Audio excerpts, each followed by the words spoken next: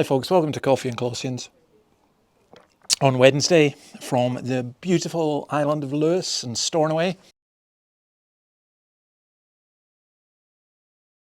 This is at my brother-in-law and sister-in-law's house. You can see the beautiful plants, flowers they've got around, which I really appreciate.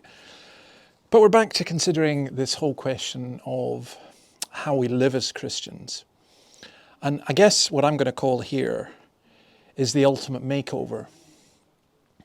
Now, we saw this thing about do not lie to each other. And I thought of something after yesterday that I'm going to put on at the end of this, if YouTube allow me to. The Eagles' Lying Eyes, which is just a great song, and it's a ballad, and it's about a woman.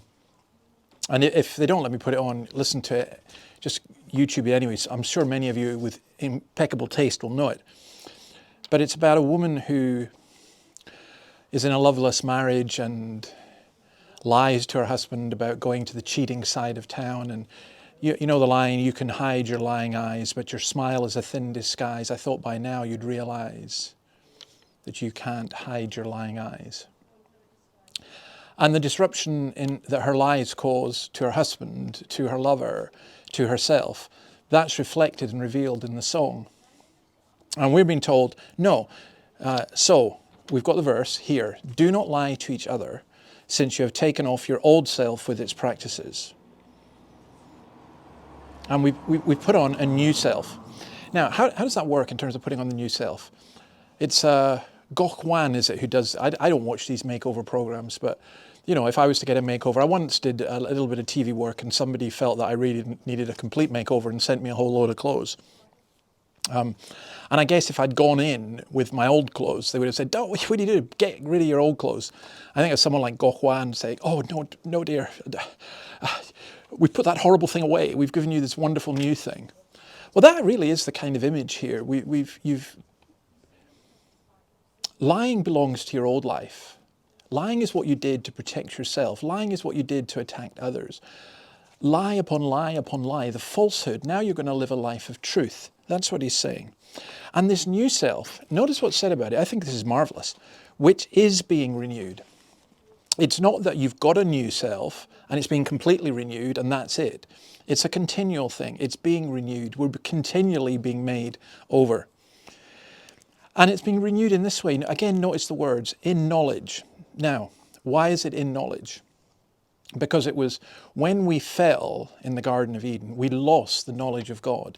And now that we get the knowledge of God, that's how we're remade in the image of our Creator. The more we know about God, the more we know about Jesus, the more we're remade in his image.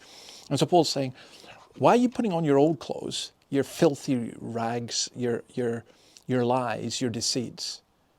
Why don't you just live in the truth of God and in the knowledge of God? Somebody said that the problem, I can't remember who I read this from, so I don't think this was my thought. I'm sure I read it somewhere that the problem is not our inability to change, but our unwillingness to change. So I guess that's a real question for me. It's a real question for you.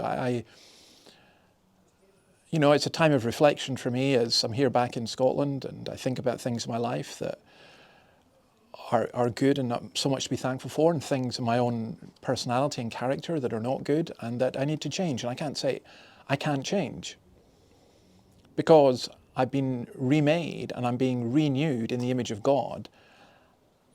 And that change process has to be ongoing. And I do think that this living fake, false, it's just, I hate it so much, and I see it in the church. And I see it in other people. And when I see it in myself, it's even worse. Of course, often you don't see it in yourself because you're looking outwards. But sometimes you examine yourself and you see that there's the peace and quiet of Stornoway being shattered by the plane coming in from the mainland. But anyway, I'm going to leave you there. And listen, here's, I hope, are the Eagles. That with this parable, I think, of if you live a life of lies, you're just going to hurt people. Don't do it. Live a life looking to Christ. Be true. Be real. get real, get the ultimate makeover. God bless you, and see you tomorrow, probably back near Stirling, I think.